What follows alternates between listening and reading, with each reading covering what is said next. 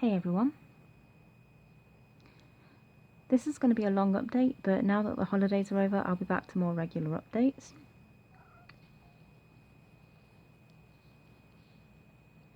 Just going to try and keep Loki on camera. The Nerd Fitness quest to say one positive thing to yourself when looking in the mirror each morning for a month is easy to do, but it doesn't really do anything for me. I know it's about setting a positive frame of mind for the day, but even when I'm ill and not doing yoga or anything, I will have already meditated and done a few other things to start my day in a positive way before I look in a mirror. So this isn't a quest that I'm going to continue with.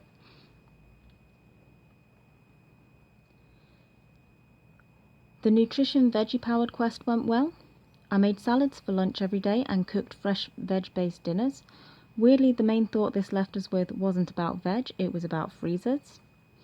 Because our rented property doesn't have a working freezer and landlords are only required to provide a working fridge, we have to buy fresh food more frequently and in smaller quantities, which works out a lot more expensive than being able to make use of bulk offers.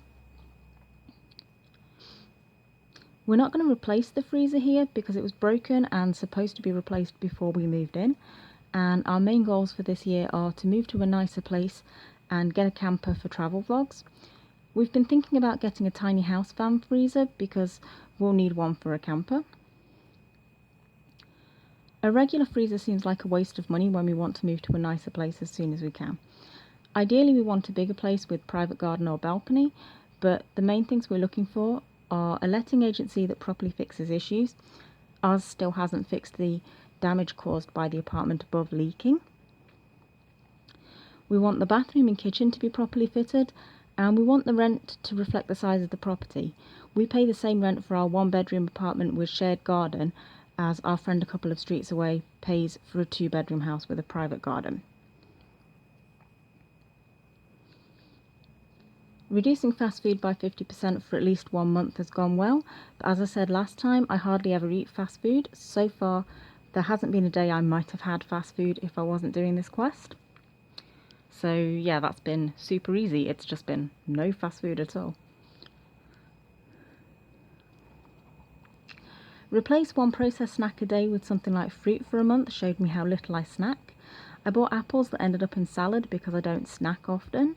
With how infrequently I tend to snack, having cookies wouldn't be that unhealthy outside of this quest as far as I'm concerned. Apples can last anywhere between a few days to like a week, so if they're able to go bad before I'm actually going to eat them as a snack, then I'm clearly not snacking more than maybe a couple of times a week. And I don't think cookies are that bad, like a couple of times a week. That's like a treat. I think that's fine. If it was like, I don't know, a couple of those giant cookies like every day, that would probably be bad. Reducing sugary drinks has been okay. The quest is to replace one sugary drink a day with black coffee, tea or water for a month. Now I assume this means if you drink tea or coffee without adding sugar. So I replaced my morning and evening tea with one called Jade Mountain from T2. I was planning to replace one drink a day with water, but as I was only having a hot drink in the morning and evening because it's cold in winter, I decided it would be better to replace them both with a kind of tea I like without adding milk and sugar. Most of the time I tend to drink more water than anything else, so that wasn't a difficult quest for me. It can be difficult for me to find teas that I actually like without milk or sugar though. I don't like all sort of fruit teas. I tend to have to go for the kind of, I don't want to say posh blends, but I suppose that is what they are. I get them from places like T2, and like there was this local, I can't remember the name of the local shop, I will have to look it up.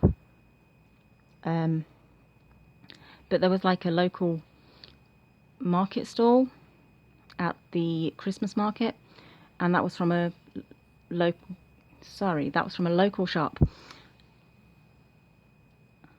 I think it was like Snail and Hare or something like that. And they just had these really fancy sort of posh blend teas, so like cactus and stuff that you don't tend to see in other places. And I really like that. So as far as drinks that aren't going to have milk and sugar and aren't just plain water go, those kind of fancy teas, they're the ones that I'm going to be going for. This one I probably will keep going with. Not just to replace one drink a day, but probably I'm just going to like switch out all of my teas. Just whenever I'm having tea, I'm just going to switch them all out for a kind of tea that I like without milk and sugar, because that seems like a really good thing. I wish I could remember the name of the other fancy tea place where I got that nice cactus tea from. I will look it up after I've made this video, and I will put it in the description because it's a really good cactus tea. Swap out 1 soda a day for water for a month has been easy because I don't really drink fizzy drinks. I didn't even have fizzy drinks when we went to the cinema. My epic quest to plan and stick to healthy meals for 90 days is going well. I still think I should add more variety, but the idea with this was to have healthy meals and no waste. For example, making sure if one meal has leftover carrots, a meal the next day is going to use those carrots. This goes back to our thoughts on getting a freezer that works properly. If we could buy fresh food and freeze it, there wouldn't be a need to plan meals beyond picking out what we want in the weekly supermarket delivery. And also, we'd probably be doing... Where are you going, Loki? Loki? Bear with me a second. Hey! Loki! Let's see if I can tempt him to come back.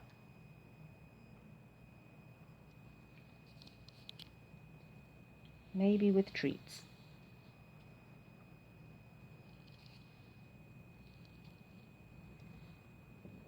Also, I'm not going to edit this out.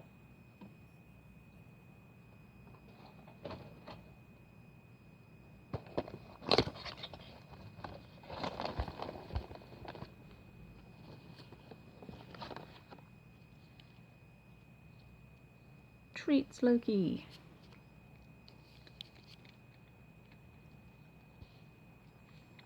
Yeah, so as I was saying, it wouldn't even be a weekly shop if we had a properly working freezer, because we'd be able to buy loads of fresh stuff, like have a day where we're just making meals and then sort of freezing them for use later. So we could do fortnightly or monthly shops, which would be so much better. So yeah, that's something we're going for. Do you want to get on the camera, Loki? There you go. Last time I talked about doing the first benchmark meditation quests. They were more for people new to meditation to build up their ability to meditate. Because I've been doing meditation my whole life, I could already do long meditation sessions, so the benchmarks didn't really help me, but they will help people who are new to meditation, I think.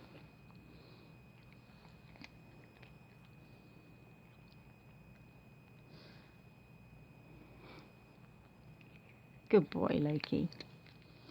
Okay, so my epic quest to meditate before sleep to help with night terrors is kind of helpful. However, we have a lot of random sounds like neighbours slamming car doors when they get home late at night, and I think that has more of an effect on my sleep than meditation. Last night we even had a random power cut because Eon apparently are crap. I don't know if it's actually just Eon. It could be other power companies as well. I'm sure they probably use the same grid. You know, like with mobiles, you can be on any network, but they all seem to share grids. So maybe it's a similar thing and it's not directly down to Eon. But I tend to fall asleep because we have noisy neighbours. I tend to fall asleep with... And actually, it's not even the neighbours in our building. It's people like across the road, like slamming car doors in the middle of the night. And quite often I'll hear like car alarms and stuff. So I tend to fall asleep with something on, like a film or some music or something like that. So when we have a power cut, as we did last night, I woke up because suddenly I could hear all the sounds that I'm not used to hearing. So that wasn't great. Meditation doesn't really help with that because you're still hearing things like car doors slamming and the neighbours across the road like arguing and stuff, you know. So you can't really eat the entire packet, Loki. Yeah, so meditation is good for getting a better night's sleep, but also there are things that can... There you go then. Also, there are things that can obviously have more of an effect than the meditation. I really don't want to let you just eat an entire box of treats though. So yeah, that's a good one. I guess as long as we don't get any more power cuts, that should keep helping. Obviously, like I said, with power cuts, I'm just going to be hearing random sounds outside. I can't even just fall asleep with my iPod on because Loki has a thing about chewing headphones or headphone cables, so I couldn't fall asleep with my headphones on. I could look at getting like wireless headphones. Maybe I could get wireless headphones. I like the in-ear headphones though, because I've got stretch piercings in my ears, so like regular over-ear headphones can be very uncomfortable. And I've got a feeling that I would lose like wireless in-ear headphones. But we'll see. The quests to try different styles of meditation are also probably more helpful for people who are new to meditation. For example, walking meditation and mindful bridge activities are great.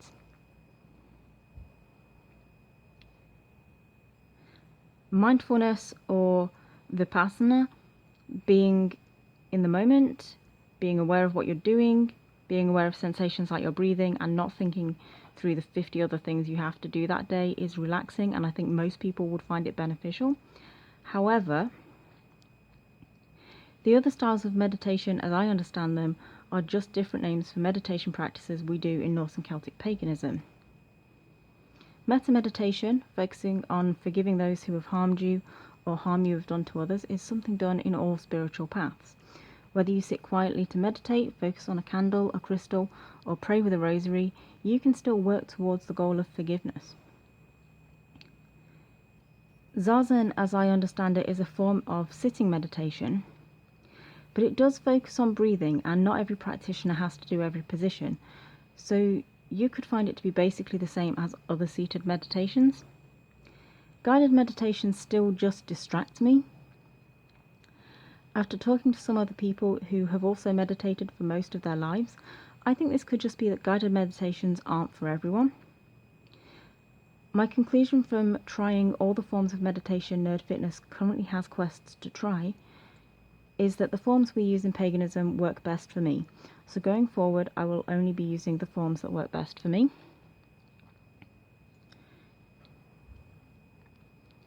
My preference for meditation is actually seated and focused on a particular goal. Whether that's focusing on having a positive attitude towards something in my life, or whether that's just that I want to clear my mind, so I'm just focusing on my breathing or something. That's what works best for me. Meditating 5 days in 1 week, 10 days in a row, and every day for a month was easy for me because I've already been meditating every day. I've been doing that pretty much since childhood. I may have missed the odd day here or there, but it is something that I've grown up doing, so it's not a difficult thing for me to do. I don't know if those benchmarks are set because it's difficult for people new to meditation. I guess if you're really busy, it might be difficult to find time, so maybe the benchmarks are there for that. Onto the low waist challenge. Talking to a couple of people about the low waste challenge made me realise it needs a less depressing approach. Obviously, we need to care about our environmental impact, but I've found that I'm only creating regular waste from supermarket shopping. Our local supermarkets often give the choice of healthy or environmentally friendly. We can get junk food in packaging that can be infinitely recycled into things of equal or potentially better value. This is things like glass and metal packaging. But loads of healthy foods are packaged in either single-use plastics that can't be recycled or packaging that can only be recycled about 10 times into something of lower quality and lower value each time before ending up in a landfill. And that's things like a lot of the paper and plastic packaging. Some of the paper packaging can be composted, but you do need to have, obviously, facilities near you that allow you to compost stuff. So I contacted a few supermarkets about more environmentally friendly packaging. The supermarkets I contacted pointed out that eco-friendly changes take time, especially when it comes to food products that need to be packaged in a tamper-proof way. So although they try to act on customer feedback, it can take a while. There are, of course, areas of life where eco-friendly changes work well. Reusable water bottles and e-books, for example. And one of the things that I use is my Miluna menstrual cup. I've tried other brands that I found uncomfortable and even painful to wear, so if this is a product that applies to you, know that you might not find the right one for you straight away. There are also reusable cloth sanitary pads. I quite like those as well. They're not really that different from reusable cloth nappies, aka diapers, both of which are regaining popularity and both were common in the not too distant past. There's a much greater divide on the subject of reusable toilet paper and handkerchiefs though.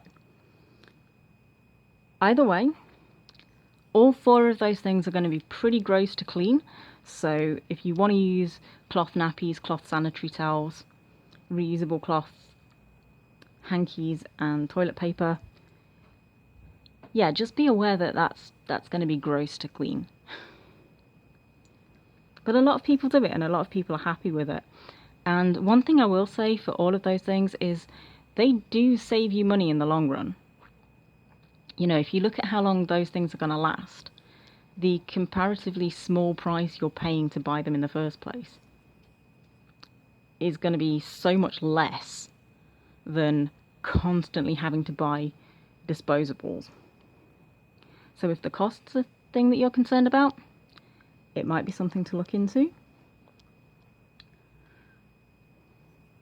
Also, it's worth noting that those are kind of awkward things to use in public from what I understand. Like, it's not like the menstrual cups where they are so easy to use in public. You've not got to have like a dry bag where you're carrying around like used, gross stuff the whole time that you're out, you know? So that's just things to consider. But as I say, they are quite popular, so it's entirely up to you if you want to give them a try, obviously.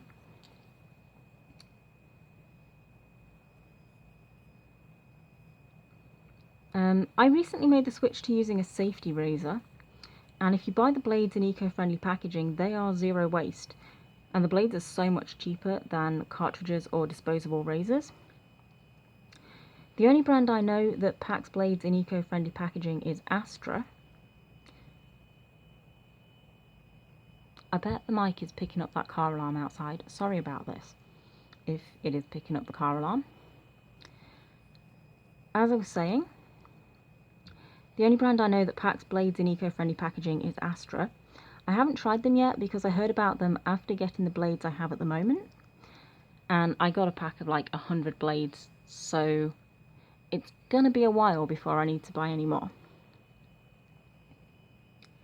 My razor is by Rebel Shave and is made of steel and bamboo. The box it came in is a sturdy card that will probably last years as a storage box and then can be composted or recycled. Now, I mentioned composting earlier can be a problem, and neither our building or our local area has composting facilities that I'm aware of. Well, our building definitely doesn't, and our local area, if they do have any composting facilities, they're not local enough for non-drivers to get to.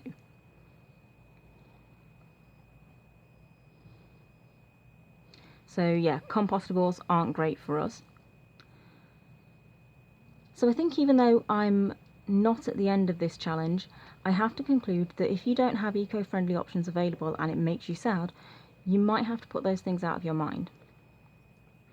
Remember that your local area will have a lot to do with how eco-friendly you can be. So occasionally checking for any possible improvements and sending customer feedback to supermarkets and other companies might be the only options available for you. And if that's the case, really don't worry about it. You're doing everything you can. Language study is going well. I have an app on my phone called Duolingo, so I can get some extra practice done wherever I happen to be if I've got some spare time. You know, like sitting waiting for a bus or something. So that's really cool. I've finally recovered from the bad colds and slipping over when the apartment above leaked into our kitchen, so I can get back to yoga and fitness stuff. So I'll be giving updates on that fairly soon.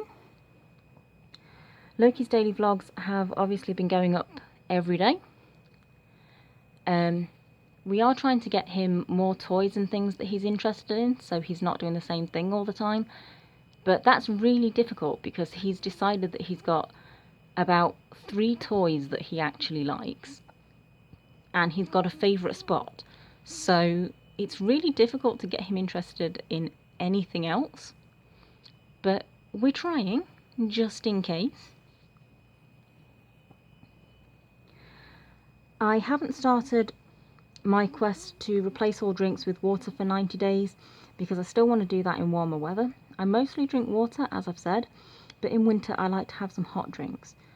Green tea and fruit tea are great options, at least for me, because I put a load of sugar and milk in regular tea, which I've already spoken about. So yeah, I'm gonna have to plan that one when it's not going to be like freezing and I just want a warm drink in the morning and evening. If I drank just like warm water, I could do that quest now, but you know, I don't know if anybody just like drinks warm water. I don't know, maybe I could try it. I don't know if I will though. It seems strange. I know when I get a glass of water, when that starts to warm up, then I kind of go and tip it down the sink and get a new glass, you know, like a colder glass. So I don't know, it's something I can certainly think about. Or I don't want to change the quest so that it says that like fruit tea or something is okay, even though from a health perspective it's not like there's any calories in fruit tea or green tea, and I could have green tea. So I don't want to change the quest, even though technically that would be fine because it's still a healthy option. So I'm just going to wait until the weather gets a bit warmer and I'll sort it out then. So yeah, this has been a really long update because I haven't done updates over the holidays. So thank you very much for watching this update. And as I said, I will be doing them more regularly now, so hopefully they'll start to be a little bit shorter. Thank you very much for watching. I will see you next time.